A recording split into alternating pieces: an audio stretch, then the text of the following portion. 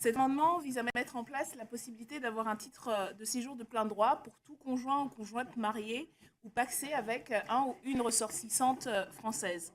Ceci permet de renouer avec la loi dite Chevènement du 11 mai 1998 qui avait prévu une telle délivrance de plein droit d'une carte de séjour aux époux et épouses de Français et Françaises. En outre, tout en préservant l'exigence de la réalité de la vie commune, notre groupe propose d'étendre l'octroi de ces titres de séjour possibles aux conjoints et conjointes de ressortissants et ressortissantes françaises avec qui elles et ils sont liés par un pacte civil de solidarité. Pour être tout à fait clair, il faut rappeler qu'au-delà de l'appréciation du préfet quant au respect de ces différentes conditions, le mariage, s'il y a soupçon de mariage dit blanc, peut être dénoncé par le ministère public dans des conditions prévues par l'article 180 du Code civil. Seul un tel retour, il nous semble, à des dispositions réellement humanistes et progressistes en droit des étrangers permet de réellement consacrer le droit constitutionnel à la vie privée et familiale tel qu'énoncé dans le préambule de la Constitution de 1946.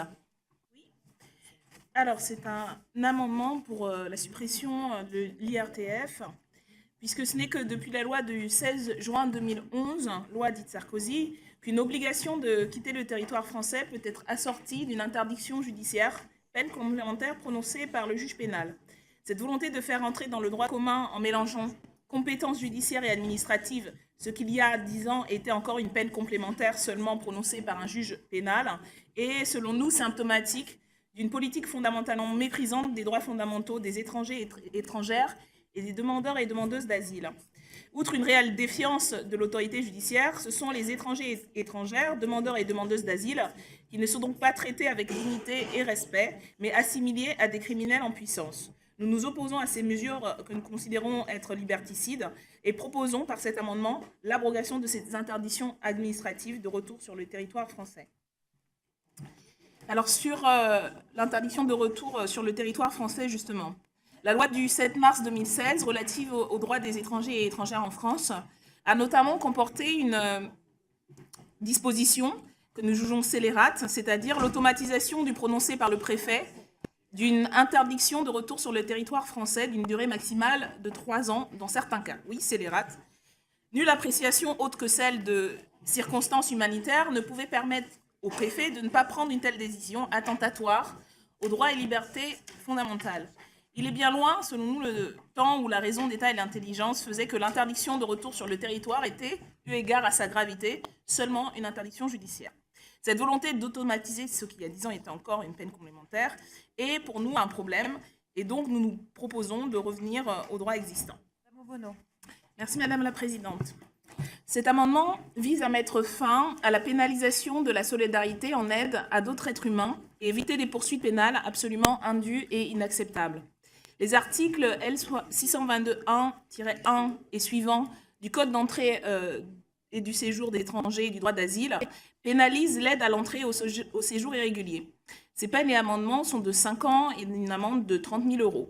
Le droit positif prévoit 3 exceptions principales à cette pénalisation, dont une mise en place par la loi du 31 décembre 2012 dans le cas où, je cite, « l'acte reproché n'a donné lieu à aucune contrepartie directe ou indirecte et consistait à fournir des conseils juridiques ou des prestations de restauration, d'hébergement ou de soins médicaux destinés à assurer des conditions de vie dignes et décentes à l'étranger ou étrangère, ou bien toute autre aide visant à préserver la dignité et l'intégrité physique de celui-ci ou celle-ci ».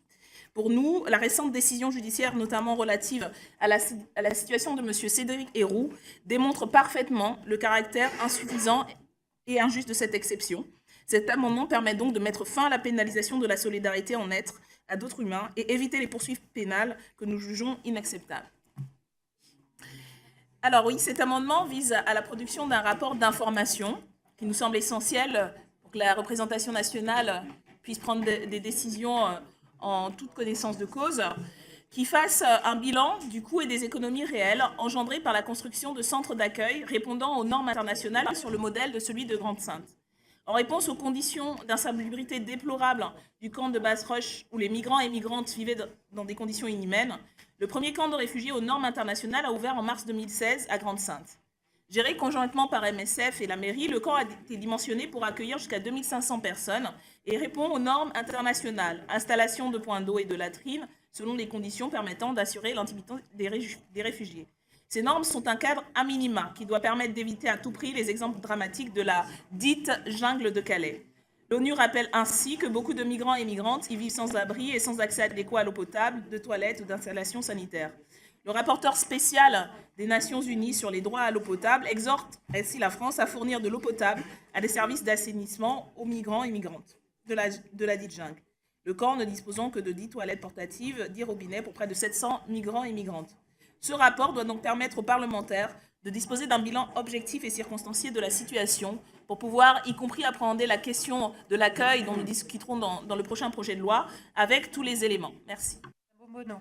Oui, nous ne désespérons pas de vous convaincre, donc nous vous proposons des amendements en espérant que les argumentations et les débats permettront de faire avancer ces questions. Sur cet amendement, nous proposons et demandons la production d'un rapport faisant un bilan de la réalité du manque des moyens humains et financiers des services de l'Office français de l'immigration et de l'intégration pour qu'il puisse assurer pleinement les missions qui lui sont confiées. De nombreuses associations de défense des droits humains ont dénoncé le fait que l'OFII n'avait pas les moyens d'assurer ces missions à l'égard des demandeurs et des demandeuses d'asile, notamment en ce qui concerne leur logement dans des conditions décentes. Preuve en est la récente sanction de l'OFII par le tribunal administratif de Strasbourg, le 22 août 2017, qui a reçu l'injonction de loger dignement des demandeurs et demandeuses d'asile. En n'offrant pas les solutions d'émergement dans un délai raisonnable à une famille dont la fille aînée souffre de problèmes neurologiques, l'OFII a porté une atteinte grave à leur droit de demander l'asile. La Ligue des droits de l'homme proteste également contre le non-versement par l'OFII de l'allocation pour demandeurs et demandeuses d'asile à plusieurs migrants et migrantes éligibles à cette aide. Sur toutes les questions relevant des missions de l'OFII, un bilan objectif doit être fait quant aux moyens manquants et aux fonds devant obligatoirement être mobilisés. C'est l'objet de ce rapport. Alors cet amendement vise à la production d'un rapport qui ferait l'évaluation de l'opportunité, du coût et des économies induites par la mise en place d'une gestion coordonnée des migrations à l'échelle internationale par une coopération institutionnalisée entre États. Le coût de l'inaction internationale en la matière et sur les questions de résolution de problématiques communes est patent, que ce soit pour l'environnement mais surtout pour la gestion des migrations régulières ou irrégulières. Nous considérons indispensable cette coopération internationale pour assurer une maîtrise d'enjeux transnationaux et mondiaux tels que les migrations. Rappelons par ailleurs que le Haut Commissariat aux réfugiés de l'ONU estimait en 2008 que d'ici à 2050, le nombre global de réfugiés climatiques s'élèverait à 150 millions. Afin d'anticiper de tels bouleversements qui auront des conséquences concrètes sur l'effort de solidarité humaine et financière que la France aura apporté, ce rapport doit permettre de chiffrer les économies majeures qui pourront être réalisées par la mise en place d'une telle coopération, soit à travers deux propositions que nous mettons en avant, à savoir la création d'une organisation mondiale des migrations et l'organisation d'une conférence internationale annuelle sur ce sujet. Madame Obono. Oui, dans la lignée de la demande de rapport précédente, ce rapport vise à faire évaluer de manière exhaustive les illégalités en matière de droits des migrants qui sont commises par les agents publics, notamment en ce qui concerne les refoulements à la frontière, les conditions d'accueil et d'hébergement des migrants, ainsi que l'absence d'exécution de nombreuses décisions de justice. Cette demande s'inscrit suite aux alertes effectuées notamment par le défenseur des droits, qui a fermement critiqué les manquements de l'État. Il a estimé ainsi que, je le cite, « les atteintes aux droits fondamentaux les plus élémentaires des exilés, constatées et rapportées, apparaissent sans précédent et ont un impact d'autant plus important que ces personnes sont vulnérables ». Le Conseil d'État lui-même a constaté, dans un référé du 5 juillet 2017, que l'augmentation du nombre d'étrangers se présentant à la frontière franco-italienne ne saurait justifier le non-respect des garanties prévues, notamment par des dispositions du Code d'entrée de l'entrée et du séjour des étrangers et étrangères et du droit d'asile. C'est pour cela que nous pensons qu'il faut avoir aujourd'hui un éclairage complet et objectif sur ces illégalités afin de pouvoir y remédier et faire en sorte que nous respections nos engagements internationaux et nos principes d'accueil dignes et républicains.